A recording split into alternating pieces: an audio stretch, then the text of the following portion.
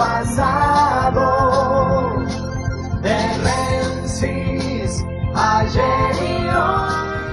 El vicepresidente norteamericano salió ayer en respaldo a la política económica del presidente Macri y además exaltó su figura para rematar diciendo: Estados Unidos está con usted, y lo apoya en su gestión. Que los republicanos tomaran esta decisión puede estar más vinculada a la vieja relación de la familia Macri con Trump que a la real situación por la que el vicepresidente ha salido de gira por los países de Sudamérica tratando de apagar el incendio que su presidente, Trump, hace a cada rato con las declaraciones que ponen en vilo a toda la población, no solamente de su país, sino del universo entero. Este hombre, que tiene una experiencia parlamentaria, que estuvo 2 veces sentado en el Parlamento por los republicanos, y que sabe poner la parte diplomática y política como no lo hace Trump,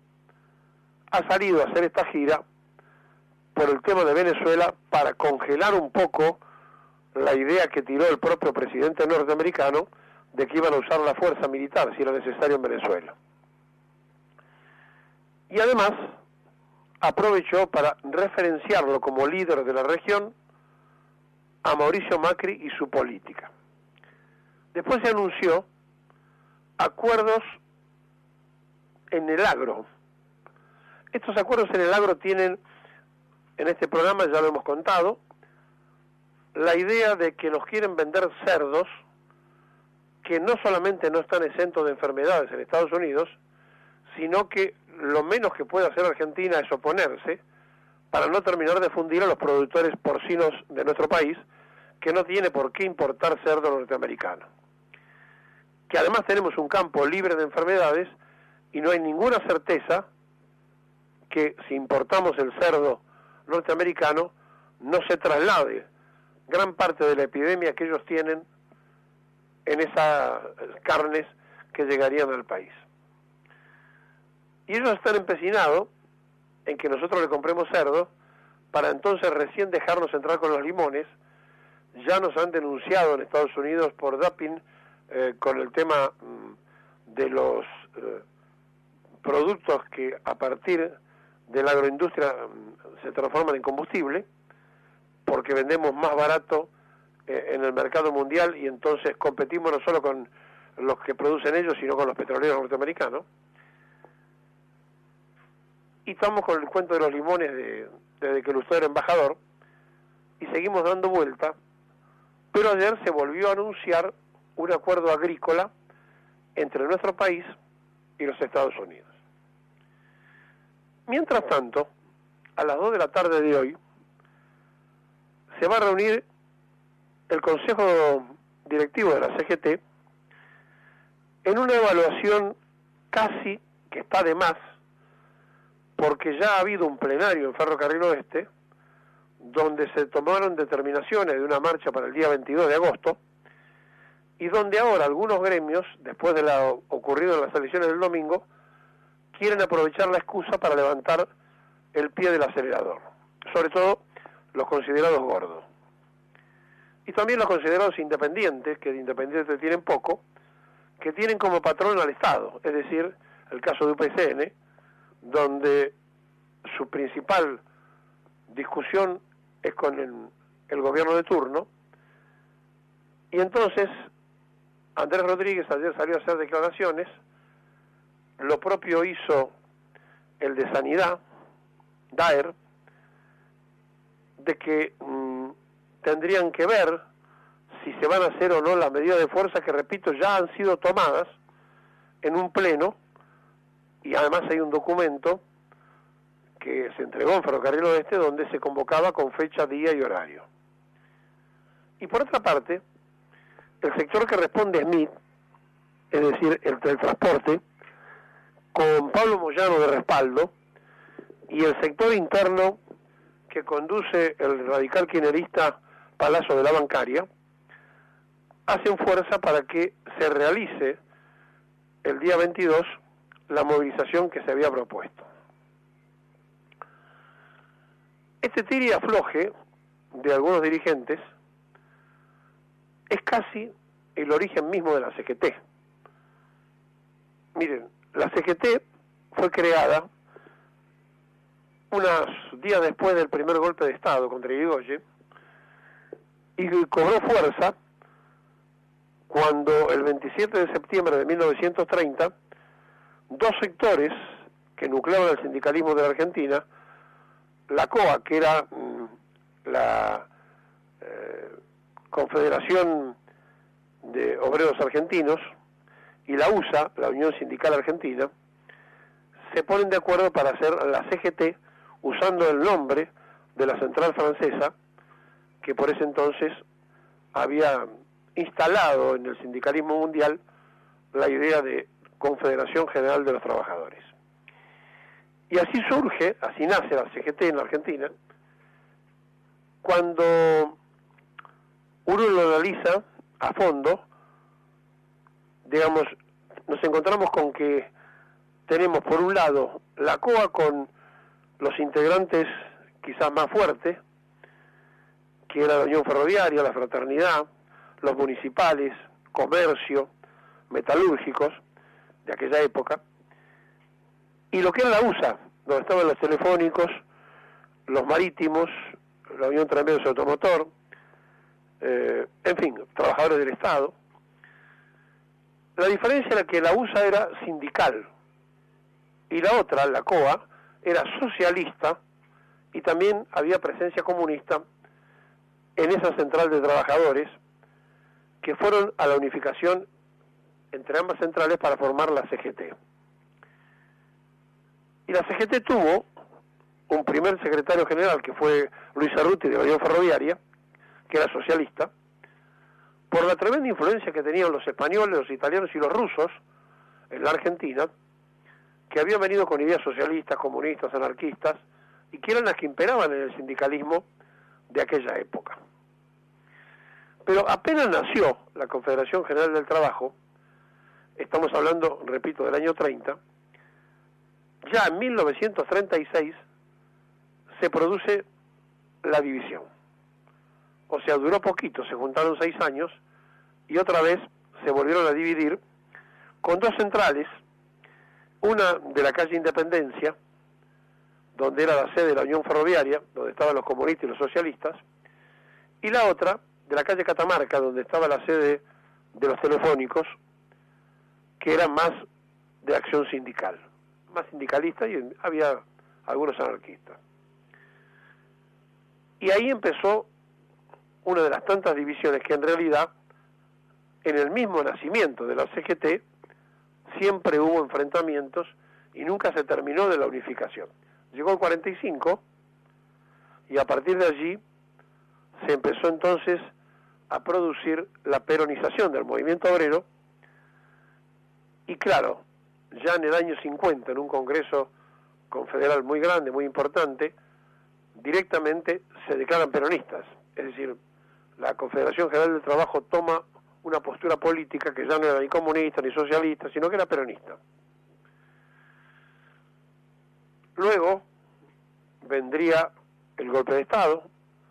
las divisiones, leales junto a Perón, de pie junto a Perón, siempre ha habido dos sectores, los combativos, los menos combativos, la CGT Brasil, la CGT Argentina, en fin, todas las divisiones que la historia marcan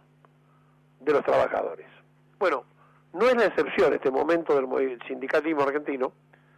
y hoy a las 2 de la tarde se pueden profundizar algunas cosas, porque es evidente que hay distintas maneras de interpretar de cómo enfrentar este momento. Porque aquellos gordos que salen a decir que ya se expresó el pueblo en las pasos y que hay que respetar esa voluntad y demás, están mezclando lo político con la necesidad sindical, porque lo que los llevó a su momento a la movilización fue las cuestiones gremiales, no las cuestiones políticas. En todo caso, seguramente el cuestionamiento de algunas medidas económicas, que ahora, después del apoyo ayer del vicepresidente norteamericano, parece que algunos no quisieran quedar mal con el poder mundial. Así que a las 2 de la tarde de hoy va a comenzar una reunión que va a tener seguramente el día 22 una parte de los trabajadores en la calle y otra parte que no se va a mostrar. Y esto va a terminar necesariamente con que termine el triunviro y aparezca el liderazgo fuerte de alguien que otra vez asuma el rol de conducir la CGT, que después de Hugo Moyano otra vez está con una orfandad de no encontrarse absolutamente, digamos, un futuro. Los sectores de Barrio Nuevo y los sectores de Moyano coinciden en que hay que sostener la marcha y también lo hacen los sectores que están enrolados en líneas internas de la CGT, esencialmente los kirchneristas, que llevan como referente al radical Palazzo, que seguramente sostendrá la postura de mantener lo que se comprometieron en el plenario. Bueno, esta realidad que indica que los problemas sociales y laborales no han variado desde que se decretó la marcha del 22 ahora, pero que sí evidentemente ha variado el humor de algunos dirigentes en torno a que ha habido un respaldo que ellos no imaginaban, probablemente, hacia el gobierno, o usando esto de excusa para no estar en la calle o para no movilizarse. Habrá que ver entonces cómo se desarrolla la jornada de hoy en la CGT, pero desde su fundación, de la misma fundación, la CGT siempre ha estado con 2 líneas mínimas, cuando no alguna más. Y esta no es la excepción, no es un momento de excepción, es igual. Es decir, están aquellos que quieren ir al paro, que quieren romper todo, por decirlo de alguna manera, y están los que no quieren hacer ninguna clase de daño, también por decirlo de alguna forma. Bueno, frente a esto, los sectores desplazados históricamente del movimiento obrero, como la izquierda, que se terminó después nucleando la CTA, y la CTA dividida en 2, y más fragmentada todavía, con un gremio principal que era ATE también dividido. Entonces, frente a estas cosas, y frente a esta fragmentación de los dirigentes del movimiento obrero, el gobierno va a aprovechar para profundizar seguramente las medidas, y ya hay una alerta en los gremios ferroviarios, porque ayer, mientras todos se ocupaban de otras cosas, el presidente derogó un decreto por el cual cualquier ramal ferroviario que se quisiera levantar necesitaba que el presidente lo autorizara, trasladándole esa responsabilidad al ministro de Transporte, con lo cual el ministro de Transporte, Dietrich, tiene ahora la capacidad de levantar ramales, levantar vías férreas, que seguramente lo van a hacer con ramales abandonados, pero que después van a seguir con los ramales que se le ocurra, porque ya no tienen que pedir autorización al presidente, sino que el ministro puede decidir levantar un ramal o que el ramal funcione. Bueno, la fraternidad, la Unión Ferroviaria, señaleros y personal superior de ferrocarriles están en estado de alerta a raíz de esto que ha ocurrido en el día de ayer, que con este decreto se faculta al ministro Dietrich, el mismo que en las próximas horas va a tener una oferta de 9 empresas de low cost, es decir, 9 empresas de aviación que van a volar con tarifa baja y que también van a poner en riesgo el transporte automotor de pasajeros, que dicho sea de paso, si hoy no hay una respuesta favorable sobre el pedido de 26% de aumento para los choferes de larga distancia, la Unión Tranvíeros Automotor se va a declarar en estado de huelga, porque hace rato que vienen discutiendo el salario que los empresarios dicen que no pueden pagar porque no es rentable la larga distancia y que están buscando que el Estado subsidie esa parte. No quiero ni imaginar cuando los pasajes de avión sean más baratos que los de micro. Hay 20.000 choferes de larga distancia que tienen un signo de interrogante en este momento, por lo cual, si los ferroviarios están en estado de alerta y si la UTA está en las mismas condiciones y ambos integran el sector del transporte, no habría que descartar el apoyo a la marcha del 22 y además alguna otra medida que se pudiera tomar en un futuro. Así que no sabemos bien qué va a pasar esta tarde en la CGT,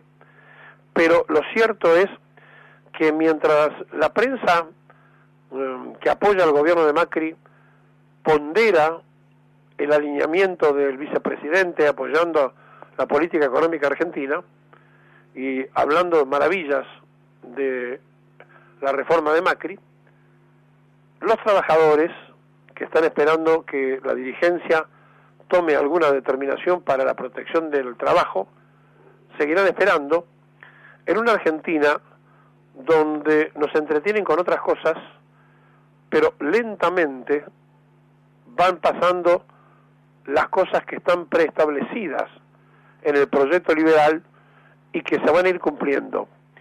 Ayer decía Triaca que no van a hacer ninguna reforma laboral que no tenga apoyo parlamentario y que la Argentina no está para hacer la misma reforma que en Brasil. Claro, pero mientras tanto se van a ir tomando medidas como por ejemplo ampliar la ley para la edad jubilatoria, que eso ya está, han llamado expertos que los asesoren al gobierno, ya han tomado determinaciones de cercenar a los que menos tienen, como el caso de aquellas personas que tienen un automóvil y entonces no tienen acceso al medicamento gratis de PAMI, que es un derecho.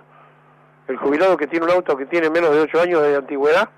le dicen que no puede recibir gratis los remedios,